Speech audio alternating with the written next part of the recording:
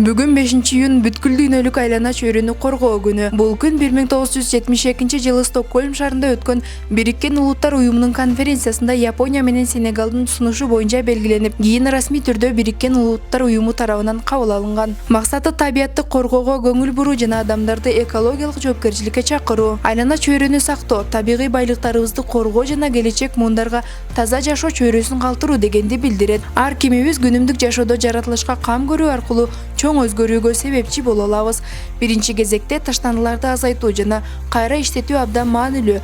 Пластик, кагаз, айнек сыяктуу материалдарды бөлүп чогултуп, кайра иштетүүгө өткөрүү бул экологиялык жоопкерчилик.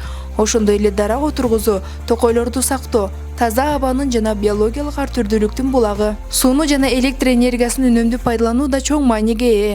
Көп учурда жөнөкөй адаттар, кранды жабуу, жарыкты өчүрүү чоң натыйжа берет. Мындан тышкары жөө жүрүү же коомдук транспортду колдонуу менен абанын булгануусун азайта алабыз. Эң негизгиси экологиялык аң сезимди жогорулатуу, балдарды табиятты сүйүүгө тарбиялоо жана өз мисалыбыз аркылуу башкаларга үлгү болуу жаратылышты сактоонун эң натыйжалуу жолу.